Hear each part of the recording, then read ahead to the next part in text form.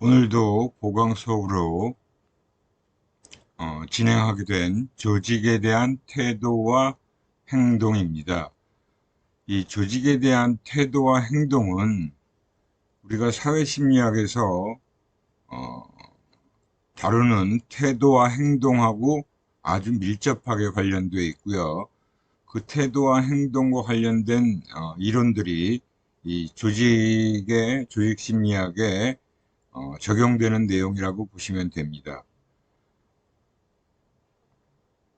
제가 출장 때문에 이렇게 3번 연속 보강을 하게 돼서 거듭 사과드리고요. 좀 여러분들이 양해를 좀 해주셨으면 합니다.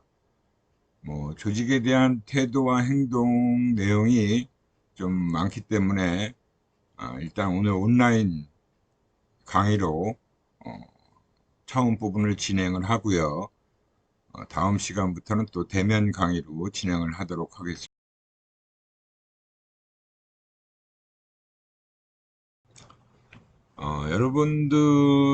여러분들이 이미 그 사회심리학 배울 때 아마 태도에 대해서는 많이 공부를 했을 거예요.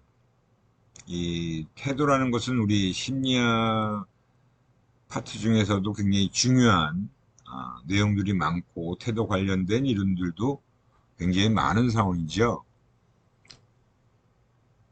태도가 왜 이렇게 중요한지 많은 영역에서 태도를 굉장히 다양하게 많이 다루고 있어요. 이 태도란 무엇인가, 기본적인 태도에 대한 정의부터 우리가 좀 살펴보도록 하겠습니다. 태도란 무엇인가? 일단 태도라는 것은 가장 쉽게 한마디로 얘기한다면 호불호예요. 좋으냐 싫으냐가 바로 태도라고 볼 수 있어요.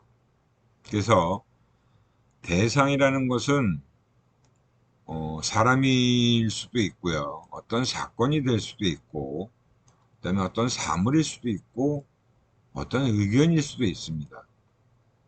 대상이 뭐가 됐든 간에 태도라는 것은 내가 좋은 마음을 갖고 있느냐, 아니면 그 대상에 대해서 좋지 않은 마음을 갖고 있느냐 하는 게 바로 태도예요.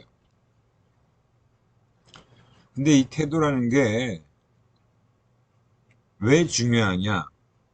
이 태도라는 게 어느 정도 파악이 되면 그 이후에 나타날 행동을 예측할 수 있는 지표로 사용되기 때문에 이 태도라는 게 매우 중요하다라고 할 수 있습니다. 그리고 또 하나의 중요한 변인이 바로 성격이죠. 이 태도라는 것이 성격에 영향을 받기도 해요. 그리고 이렇게 태도가 행동에 영향을 미친다는 것은 우리 심리학에서 너무나 많이 검증되어 왔고 지금도 많은 곳에서 이러한 태도가 행동을 예측한다는 것은 많이 언급이 되어지고 있죠. 거기다가 또 성격이라는 것도 행동에 영향을 미치게 되어 있습니다.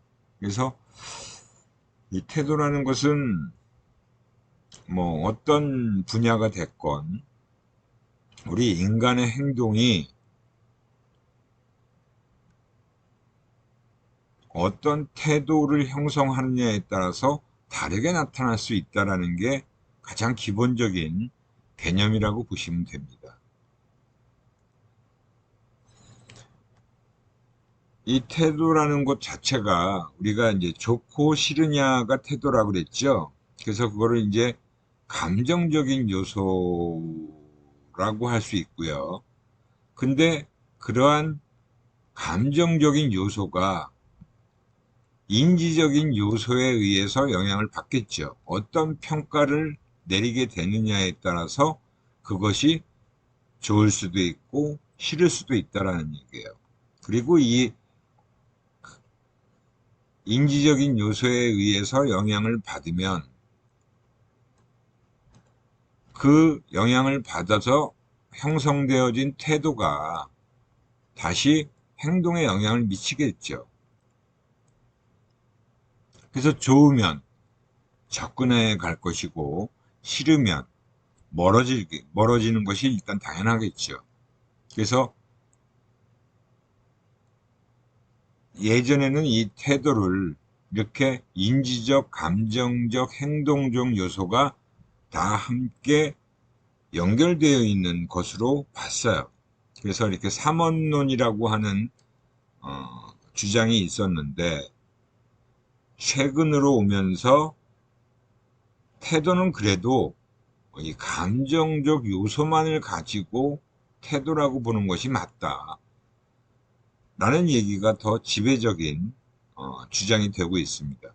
그래서 최근에는 오히려 태도는 감정, 그리고 인지와 행동이라는 것을 분리시켜서 이렇게 순차적으로 영향을 주고 그 영향에 의해서 행동이 이루어지는 그런 이론론적인, 그래서 태도는 감정만 가지고 태도라고 하자 라는 주장이 더 설득력 있게 이루어지고 있습니다. 그래서 이 태도라는 것은 감정적 요소에 국한해서 우리가 생각을 해보자는 거죠. 정리해 보면 태도란 무엇인가? 모든 대상들과 상황들에 대한 개인의 반응에 직접적이거나 역동적인 영향을 주는 정신적, 신경적 준비 상태다. 정신적, 신경적. 그러니까 어떤 대상이 됐건 간에 그 대상에 대한 개인의 반응에 직접적 또는 역동적인 영향을 주는, 그로 인해서 내가 어떤 대상을 좋아하게 되는 것일 수도 있고 싫어하게 되는 것일 수도 있다라는 거죠. 그게 바로 태도라는 거예요. 그래서 태도의 특징이 몇 가지가 있는데 요거는 여러분들이 반드시 기억을 해 두시기 바랍니다. 태도는 인지적, 감정적, 행동적 요소로 구성되어 있다. 앞에서 설명한 그 내용이죠. 그래서 인지와 감정, 행동이 사실은 어떻게 보면 순차적으로 영향을 미치는 부분인데 일단 태도라는 것을 이렇게 세 가지 요소로 구성되어 있다라는 기본적인 개념을 얘기하고 있는 거고요. 또 태도는 학습되어진다. 즉 어떤 대상에 대해서 좋고 싫은 것이 타고날 때부터 그렇게 되어 있는 것이 아니고 우리가 어떤 환경에 의해서 그리고 또 다른 사람의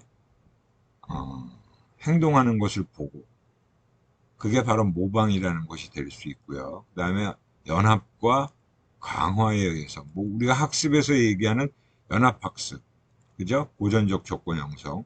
강화는 어디에서 얘기하는 거죠? 조작적 조건 형성에서 얘기되고요. 모방이라는 것은 사회적 학습 이론에서 나오는 얘기죠. 다 어떤 형태로든 학습되어진다는 거예요. 그리고 관련된 태도들은 서로 일관성을 유지하려고 한다. 그러니까 태도는 어느 정도 형성이 되어지면 그 형성되어진 태도라는 게 뭐 맨날 바뀌는 게 아니죠. 내가 어떤 대상을 좋아한다라고 했으면 그 좋아하는 대상에 대해서 좋아하는 마음이 지속적으로 유지된다라는 거예요. 물론 그 좋아하는 대상에 대해서 마음이 바뀔 수도 있죠. 그게 뭐 평생 죽을 때까지 계속 유지되지는 않잖아요. 뭐 사람에 대한 마음도 마찬가지죠. 내가 누군가를 좋아하는 마음이 형성됐다가도 또 어떤 일로 인해서 그 사람을 싫어하게 될 수도 있잖아요. 그러니까 태도는 바뀌어요. 뭐 우리가 광고에서 사랑은 움직이는 거야 뭐 이런 광고도 있었듯이 태도라는 그 감정적인 부분이 뭐 일관성을 유지하려고는 하지만 그렇다고 해서 고정된 것은 아니다라는 거죠. 그리고 마지막 태도는 행동 의도를 유발한다. 즉 행동하려고 하는 부분에 영향을 미쳐서 좋으면 다가가려고 하고 싫으면 멀어지려고 하잖아요. 그죠? 나 저 친구 마음에 들어. 저 친구 좋아.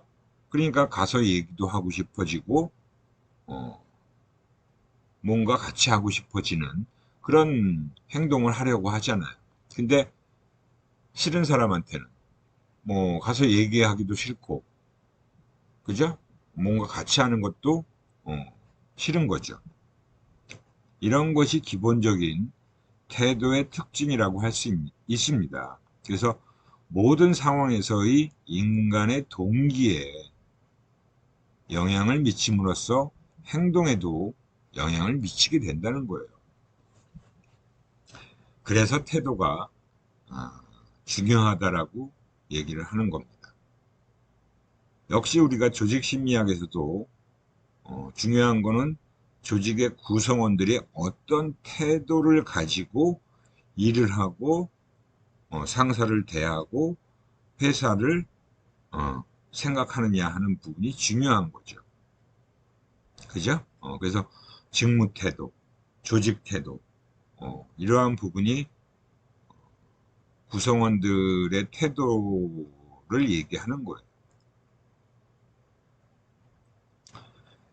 태도의 세 가지 요소가 앞에서 설명드렸듯이 인지적인 부분, 그리고 감정적인 평가, 그리고 행동적인 의도, 이렇게 세 가지로 구성되어 있다고 그랬죠.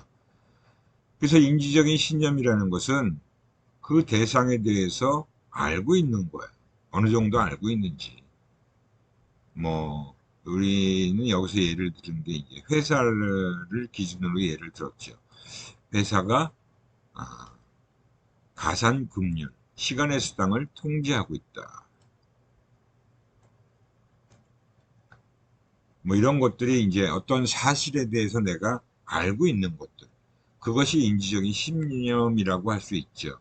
그래서 그 대상에 대해서 이러이러한 사실들이 있다라고 한다면 그러한 알고 있는 사실들을 그걸 또 어떻게 생각하느냐가 이제 태도예요. 감정적인 평가가 이루어지겠죠. 그래서 그 대상이 그러그러한 일 때문에 나는 괜찮아, 좋아라고 한다면 그건 좋아하는 태도죠. 근데 이러저러해서 난 싫어 라고 할 수도 있어요. 급여가 적어지니까 회사의 방침이 나쁘다 라는 태도를 형성하게 되는 거죠. 그리고 회사가 어려움으로 회사에서 내릴 수 있는 조치이다라고 긍정적인 태도를 또 가질 수도 있어요. 그러니까 사람마다 다 다른 거잖아요. 그죠? 동일한 대상에 대해서 그 대상이 어떠어떠하다라는 사실을 알게 됐을 때 그것에 대한 평가가 사람마다 달라지는 거죠.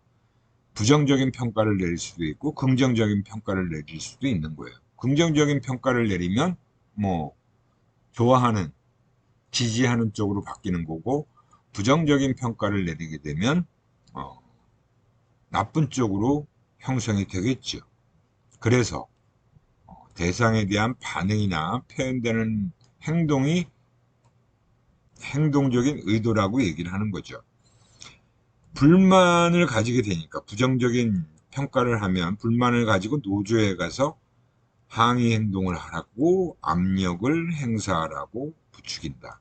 이거는 이제 부정적인 태도를 형성했을 때 그렇게 되는 거고 긍정적인 태도를 형성하게 되면 받아들이고 성실한 근무 수행 태도를 보인다. 이건 이제 긍정적인 태도를 형성했을 때 역시 긍정적인 행동 의도로 그러한 행동을 하게 되는 거죠. 이렇게 인지적인 신념과 감정적인 평가를 통해서 행동으로까지 연결되는 것이 이 태도의 세 가지 요소가 하는 역할이라고 보시면 됩니다. 근데 태도라는 것은 이 감정적인 부분, 감정적인 평가 부분에 더 초점을 맞추고 있다, 최근에는. 그렇게 보시면 되는 겁니다. 이러한 태도가 형성되는 데는, 태도라는 것은 학습되어진다 그랬죠. 타고날 때부터 어떤 대상에 대해서 좋고 싫은 게 결정되어지는 게 아니에요. 그러니까 어떤 대상에 대한 태도를 형성한다는 것은 여러 가지 변인들이 영향을 미치게 돼 있어요. 그래서 성격이라는 것도 영향을 미치죠. 그리고 가정에 있는 구성원들, 식구들도 사실은 어떤 대상에 대한 태도를 형성하는데 영향을 미치게 됩니다. 뭐 집안의 아버님이나 어머님이 무엇을 강조하고 여러분들이 성장할 때 어떤 양육 방식이나 양육 태도로 여러분들이 성장해 왔느냐에 따라서 어떤 대상에 대한 태도가 좋은 쪽으로 또는 싫은 나쁜 쪽으로 형성이 될 거예요. 그리고 우리가 속해 있는 사회라는 것도 영향을 미치게 되죠. 어떤 사회냐에 따라서 당연히 우리 민주주의를 지향하고 있는 우리 대한민국에서는 공산주의는 나쁘다라고 쭉 학습을 해왔잖아요. 그러니까 공산주의라는 것은 나쁘다라고 우리는 태도를 형성하게 되겠는 거예요. 그 다음에 조직이라는 것도 영향을 미치겠죠. 그리고 집단, 내가 어떤 집단에 속해 있느냐에 따라서도 당연히 태도 형성이 달라질 수 있고요. 또 학습되어지는 거, 그죠? 내가 어떤 교육을 받고 어떤 문화에서 어떤 것에 영향을 받아서 학습되어지느냐에 따르는 태도가 달라질 수 있다는 겁니다. 이러한 것들이 다양하게 태도 형성을 하는데 영향을 미치는 것들이에요. 그래서 우리는 사람마다 다 다른 태도를 가지고 있다라고 할 수 있죠. 어떤 동일한 대상에 대해서도 누구는 좋다라고 그러고 누구는 나쁘다라고 얘기를 합니다. 그게 사람이 됐건 의견이 됐건 사물이 됐건, 그죠? 여러분들도 아마 뭐 일상생활 속에서도 자주 느낄 수 있는 그러한 내용이 바로 태도라고 할 수 있어요. 그리고 이제 태도와 가치관의 관계에서는 개별적인 대상에 대한 태도들이, 그죠? 이런 1, 2, 3이라는 대상에 대한 태도들이 어떻게 형성되느냐에 따라서 하나의 A라는 가치관을 형성할 수 있어요. 그 다음에 B라는 가치관은 3, 4, 5, 6의 영향을 받아서 3, 4, 5, 6의 영향을 받아서 이 태도들이 형성되는 것에 의해서 B라는 가치관이 형성될 수도 있어요. A라는 것은 1, 2, 3, 5가 되겠죠. 그리고 C라는 것, 가치관이 형성되는 것 또한 5, 7, 8, 9라는 대상에 대한 태도가 형성되어지는 것이 C라는 가치관을 형성하는 데 영향을 미치게 되어 있습니다. 그래서 그런 개별적인 대상에 대한 태도들이 어떻게 형성되느냐에 따라서 어떤 가치관을 갖게 되느냐가 또 다르게 형성될 수 있다는 거예요. 또한 사람마다 다르겠죠. 여러분이 어떤 대상에 대해서 어떤 태도를 갖고 있느냐, 그리고 여러분들이 어떤 가치관을 갖고 있느냐도 다 사람마다 다릅니다. 이런 것이 이제 태도와 가치관의 관계라고 볼 수 있어요. 그래서 그 태도와 행동 간의 관계에 대한 우리 사회심리학에서 다 배운 내용이죠. 합리적 행위의 모형이다. 아자인 앤 피시바인이라는 그 심리학자들이 이 태도와 행동 간의 관계에 대한 합리적 행위 모형을 제안한 겁니다. 제시한 거예요. 그래서 이 합리적 행위 모형이라는 것이 뭐 우리 이런 조직 심리학뿐만이 아니라 소비자 심리학에서도 적용이 되죠. 어떤 제품이나 브랜드에 대한 태도를 형성할 때 어떻게 형성을 하고 행동에 어떻게 영향을 미치는지, 그런 것이 여러 분야에 다 적용이 되고 있어요. 마찬가지로 우리 조직 심리학에서도 종업원들이 회사에 대해서 어떤 태도를 형성해서 어떻게 행동을 하느냐가 이러한 모형에 의해서 설명이 되어질 수 있다는 것입니다. 우선 행동과 성과 관계에 대한 신념이에요.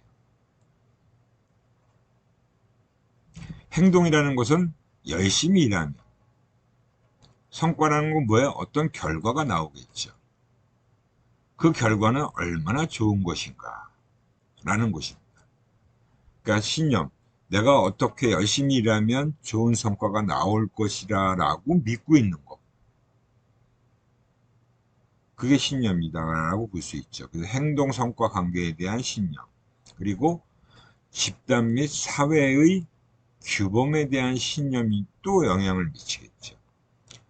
우리 팀 또는 우리 조직에서의 열심히 일하는 것에 대한 규범이 얼마나 중요하다고 생각하며 그 규범을 따르는 동기가 얼마나 크냐 하는 수능 동기라고 얘기하죠. 따르려는 동기.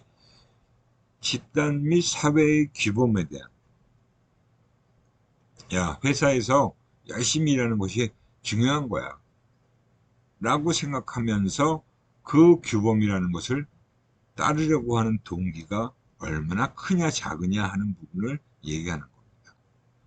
그래서 이 행동 성과 관계에 대한 신념이 그 행동에 대한 태도를 형성하겠죠. 그리고 집단 및 사회의 규범에 대한 신념이 집단 및 사회의 규범에 대한 지각을 또 형성하죠.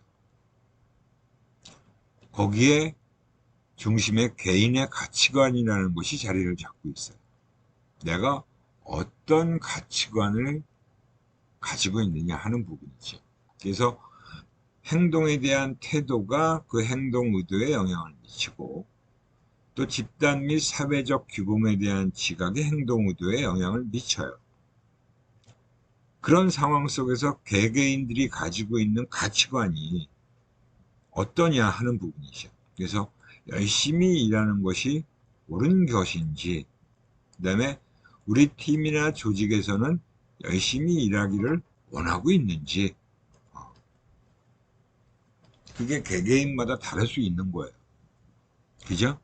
그래서 이러한 행동 의도에 영향을 미치고 그 행동 의도가 이제 행동으로 연결되어지는 거죠.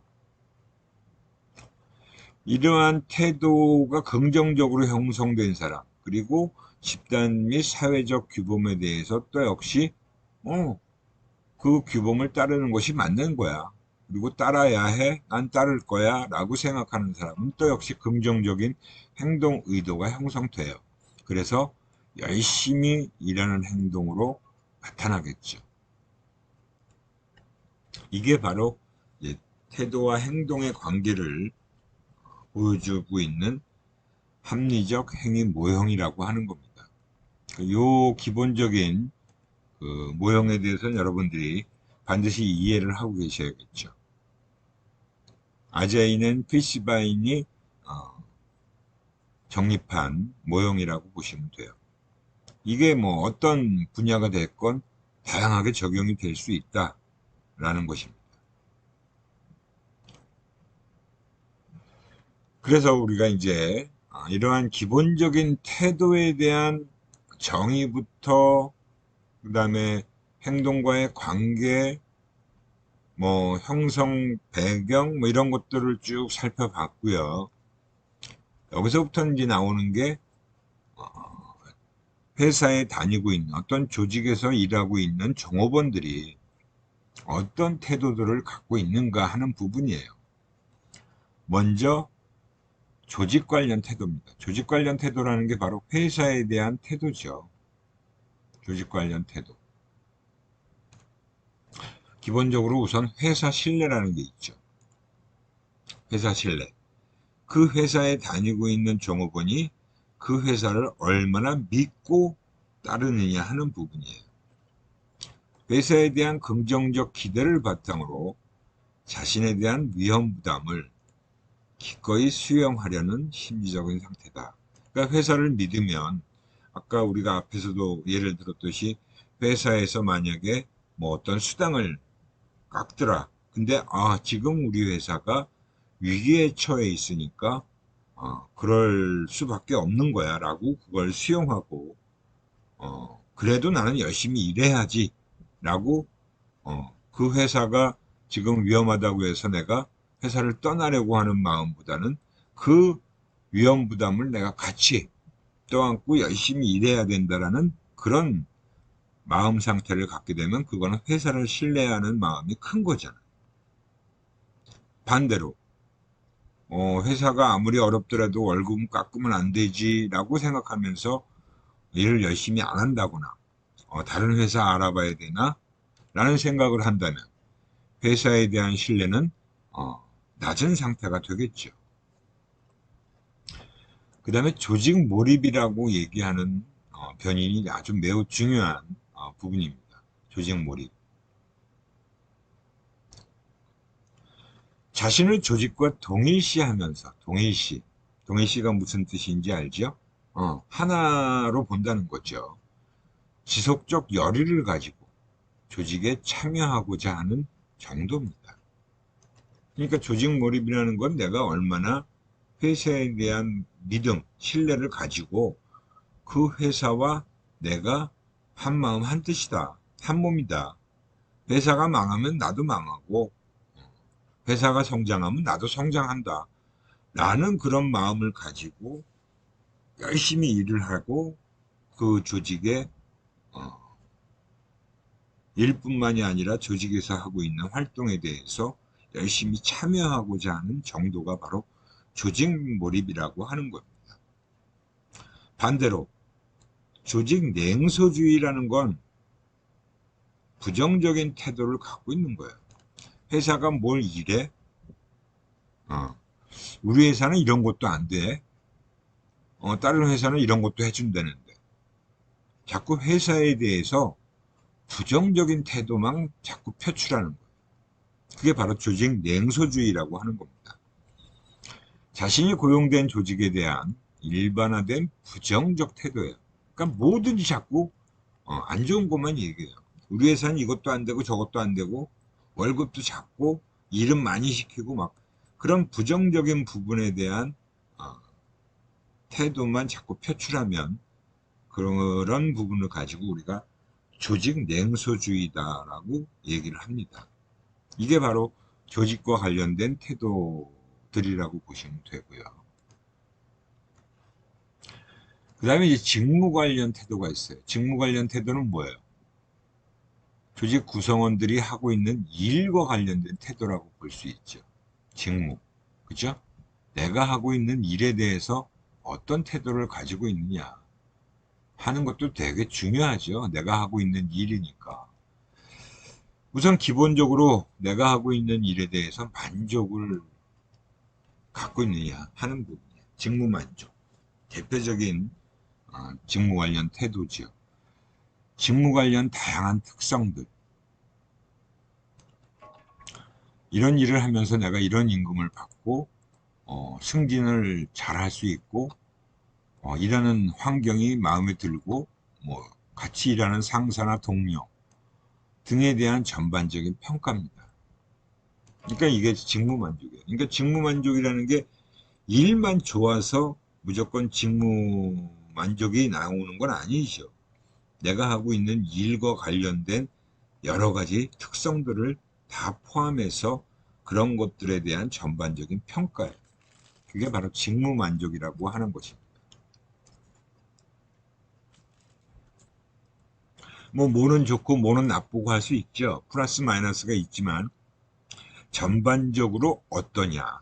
그래서 전반적으로 만족스러워.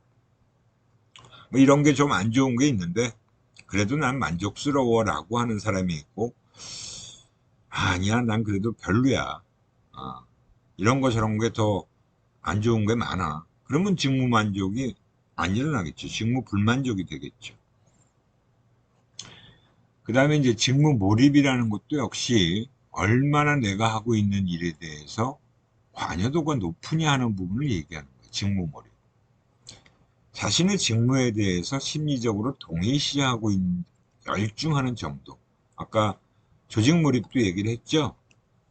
조직에 대해서 얼마나 심리적으로 동의시하고 그 조직에 열심히 참여하려고, 열의를 가지고 참여하려고 하는 정도를 얘기하는 게 조직몰입이었잖아요.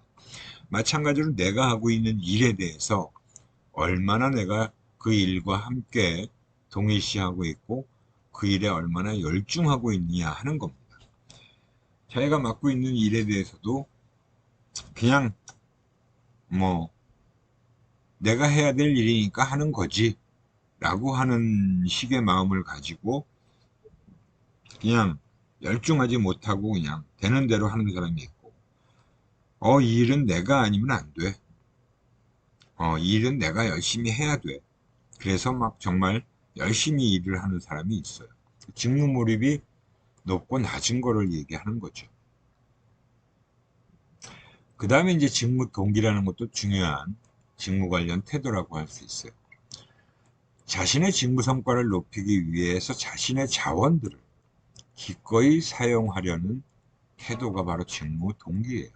그러니까 동기라는 건 우리가 앞에서도 살펴봤고 또 뒤에서 또 조직 관련된 동기 이론은 따로 배울 거예요. 동기라는 건 중요하죠. 그죠? 우리가 뭘 하려고 하는 그 마음이 동기니까. 중요한 건 직무 성과를 높이기 위해서. 그죠? 성과를 높게 나타내기 위해서 내가 가지고 있는 자원들을, 리소스들을 기꺼이 사용하려고 하는 태도입니다. 온 힘을 다해서 막 열심히 매달리는 그 정도가 바로 직무 동기라고 할 수 있어요.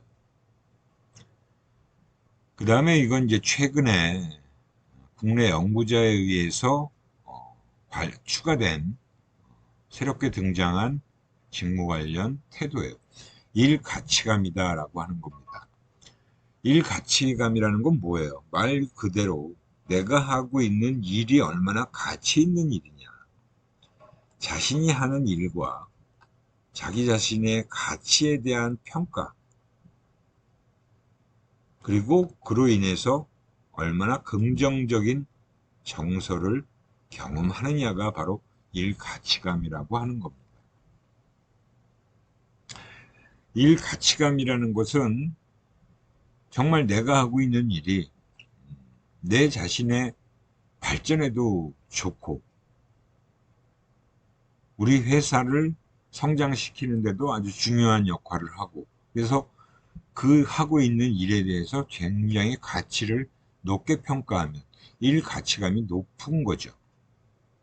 근데 그렇지 못하면 이거는 내가 하나 누가 하나 다 비슷해. 특별히 꼭 내가 할 필요도 없는 거야.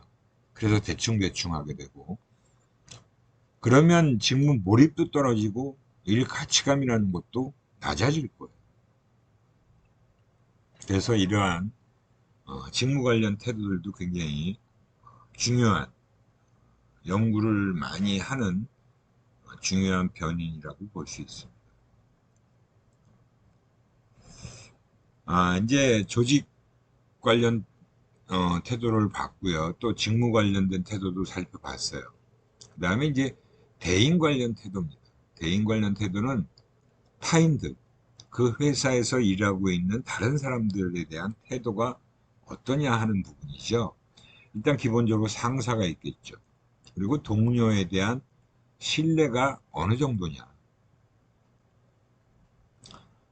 이것 또한 굉장히 중요하잖아요. 내가 일하는데 나에게 지시를 하고 나를 관리 감독하는 그 상사, 그리고 나와 함께 일하는 동료들에 대한 신뢰감을 얼마나 가지고 있느냐도 중요해요. 그러니까 상사나 동료의 의도에 대한 긍정적인 기대를 바탕으로 자신에 대한 위험 부담을 기꺼이 수용하려고 하는 심리적 상태다. 여기서 기꺼이 수용하려고 하는, 즉 팀장이 무슨 지시를 하거나 팀 동료가 도와달라고 한다거나 팀 동료가 으쌰으쌰 열심히 일하자 라는 것을 얘기하면 그것을 기꺼이 받아들이고, 그래 열심히 일해야지. 팀장님이 나한테 이런 기대를 하고 팀 동료들이 나한테 이런 기대를 하니까 그런 기대에 부응하기 위해서라도 내 모든 것을 쏟아부으면서 열심히 일해야지 라는 마음을 갖게 되는 것이 바로 이런 신뢰도가 높은 경우겠죠. 상사 동료에 대한 신뢰가 높으면 그런 마음을 가지고 일을 열심히 하려고 할 거예요. 반대로 에이, 상사도 못 믿을 사람이야, 뭐 동료들도 뭐 자기들만 생각하지 뭐 나를 생각해 주겠어? 뭐 이런 식으로 마음을 갖게 되면 신뢰하는 마음보다 불신감이 더 커지는 거죠. 그러려면, 그렇게 되면 일에 쏟아부으려고 하는 노력 정도가 낮아지겠죠. 그러니까 신뢰가 낮으면 그런 위험 부담을 하려는 마음이 적어질 거예요. 그냥 대충 해야지 뭐. 그렇게 생각하게 될 가능성이 높다라는 거죠. 그 다음에 이제 자기 관련 태도도 중요해요. 내 자신에 대해서 어떤 태도를 가지고 있느냐. 그 중에 이제 중요한 것이 바로 자기 효능감이라고 하는 겁니다. 자기 효능감. 여러분들도 뭐 다 자주 들어본 얘기겠죠? 셀프 이피커시라고 얘기하는 자기 효능감이에요. 자기 효능감하고 자신감은 분명히 다르다 그랬죠. 그죠? 자기 효능감은 자신에게 주어진 일이나 성과 목표를 달성할 수 있다는 자신의 능력에 대한 믿음입니다. 그러니까 내가 하고 있는 일을 잘해서 성과를 낼 수 있다. 그렇게 하기 위한 능력을 갖추고 있다라는 믿음입니다. 자신에 대한. 단순히 자신감이라는 건 뭐예요? 그냥 나는 할 수 있다. I can do.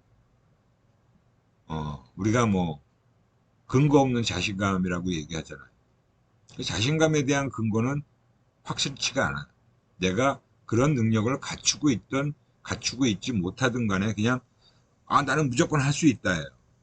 하지만 자기 효능감은 이건 나를 이 일을 해낼 수 있는 능력과 기술을 갖추고 있어 라고 하는 믿음입니다. 그러니까 다르죠. 그런 준비된 상태가 갖춰져 있는 그런 사람이 자기 효능감이 높은 거예요. 근데 그렇지 못한 경우에는 자기 효능감이 낮을 수밖에 없잖아요. 그게 자기 효능감입니다. 그래서 자기 효능감이라는 건 기업에서는 굉장히 중요시하는 태도 관련된 특성이에요. 자기 효능감 척도라는 것도 있고, 그 인성검사나 종합적성검사 할 때 이 자기 효능감 척도가 포함되어 있는 기업들이 꽤 많습니다. 그 다음에 이제 자존감이라고 하는 것은 뭐 이거는 일반적으로도 중요한 요소가 되겠죠. 자기 관련 태도 중에 자존감, 그죠? 자신이 유능하고 가치 있는 존재라는 느낌이에요. 유능하고 가치 있는 존재. 그러니까 내가 회사에서는 없어서는 안 될 사람이야. 난 이런 일들을 할 수 있는 능력을 갖추고 있으니까 회사에서는 나를 절대 못 잘라. 내가 없으면 이 일은 제대로 안 돌아가. 그런 어떤 자존감. 자신을 굉장히 유능하고 가치 있는 존재라고 생각하는 게 바로 자존감입니다. 셀프 이스팀이라고 얘기하죠. 이 자존감은 사실은 무엇을 하든 간에 여러분들이 일반적인 상황 속에서도 자존감은 가지고 있어야겠죠. 이런 것이 바로 이제 조직과 관련된 중요한 태도들이라고 하는 것들입니다. 그래서 이러한 내용 하나하나를 쭉 살펴볼 건데요. 그 첫 번째가 바로 이제 직무만족이라고 하는 부분이에요. 직무만족의 가장 대표적인 우리가 그 조직에서 근무하는 종업원들이 가지고 있는 태도 중에서 가장 중요하기도 하고 기본적이기도 하고 아주 필수적인 태도라고 하는 것이기 때문에 직무만족이라고 하는 것을 맨 처음에 살펴보게 된 겁니다. 직무만족은 아주 오래전부터 이 조직심리학 분야에서 많은 연구가 이루어졌어요. 그러니까 조직 구성원들이 일에 대한, 그죠? 뭐 조직 만족도도 있어요. 그죠? 하지만 그거는 조금 광범위하니까 직무 만족이라는 건 내가 하고 있는 일에 대한 만족감을 얘기하는 거죠. 자신의 직무로부터 얻는 즐거움의 정도. 근데 이 직무 만족이 모든 구성원들이 다 이렇게 직무 만족을 느끼고 있으면 좋은데 저도 직장 생활을 한 13, 14년 정도 해봤기 때문에 회사에 출근할 때 오늘은 또 어떤 새로운 일이 기다리고 있을까?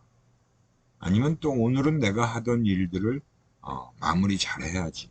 이런 마음을 가지고 어떤 자기가 하고 있는 직무에 대해서 아주 즐거운 생각들을 해야 되는 것이 직무 만족이에요. 그죠? 그 직무 만족이 높아야 일도 열심히 하게 되고 성과도 잘 나겠죠. 직무 자체 또는 직무 상황들에 대한 개인의 평가적 판단이라고 얘기하는 거죠.